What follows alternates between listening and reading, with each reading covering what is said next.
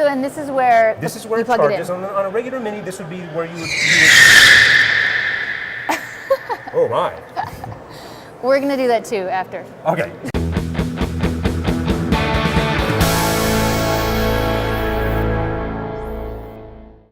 Hi, I'm Katie Fehrenbacher with the GigaOm TV's Green Overdrive show, and we're here at the LA Auto Show, and I'm here with Dave Buchko, who is in charge of the powertrain electronics communication, and we're in front of BMW's electric Mini.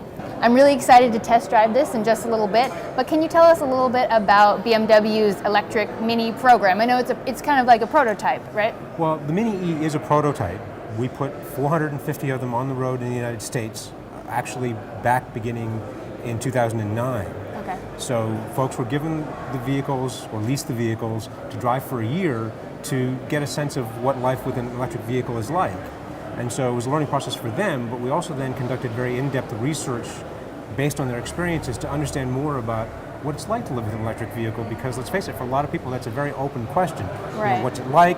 Can you use it on a day-to-day basis? What compromises do you have to make? That kind of thing. And I know at the show this week you announced some interesting statistics and data from your program. Can you tell us a little bit about that? Absolutely.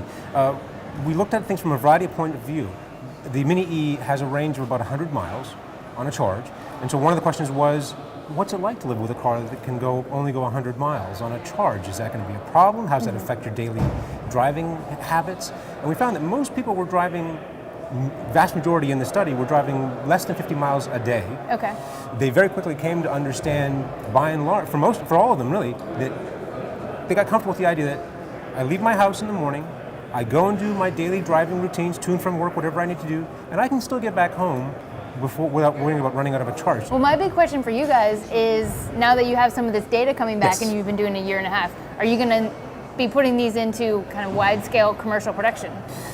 What we're doing is, the BMW Group has we're embarked on a 3-phase program to lead to a full-scale production electric vehicle. This was phase 1. We wanted to learn. We wanted to understand what we didn't know. So phase 1 is convert a current car, right, and then test it. Well, convert a current car using somebody else's drivetrain to very quickly get a car on the road to allow us to learn some things. Now, not all of the lessons that we learned through the Mini E were necessarily very positive about the experience. For example, we learned that extreme temperature conditions, very cold conditions like in the Northeast, where people are driving them in New York and New Jersey, or here in Southern California in extreme hot weather conditions, that really impacted the battery's effectiveness. Okay. Because the battery wants to get to a proper operating temperature, and if it's very cold, for example, it uses battery energy to help get itself warmed up. Okay. Which affects how far you can drive in the car. And people were losing, 20, sometimes 25% of the range because of that. So like phase 1 or 2, you would Yeah. invest more into a battery management system. Yes. So when we do phase 2, which will be on the road next year in summer of 2011, it'll be a BMW bodied car, a current car. It'll be the 1 Series Coupe, using a completely different drivetrain, different battery pack technology, different electric motor technology. And one critical thing about the battery pack technology that we'll use in that car is that it will have water or liquid heating and cooling to allow us to affect that a bit better. Oh yeah, it's kind of like a pause. Yes. When you push the accelerator button.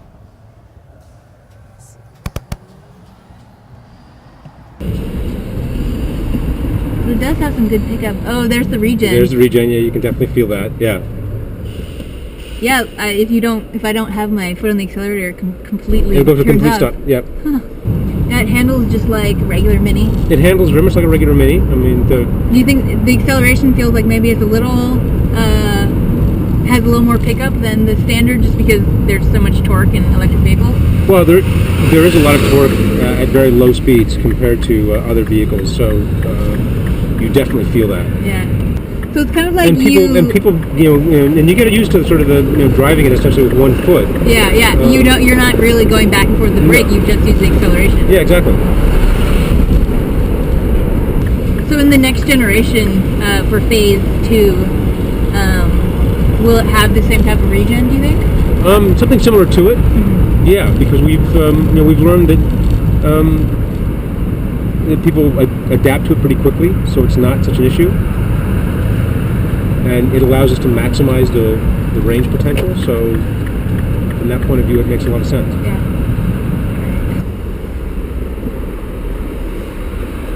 Did you guys ever consider making these just the Mini E in a more commercial production, or was it never the plan? That was never the plan. Yeah. This was just meant to be a field study, but who knows what the future holds? I mean, the people really seem to warm to this car, and I mean, the Mini brand is such a good one. Yes, it is. So, yeah, absolutely. Yeah, it seems like the early adopters who like the Mini brand. Well, also exactly, like and I think this drivetrain, electric drivetrain, seems to be really well suited to the Mini product. So that was the Mini E.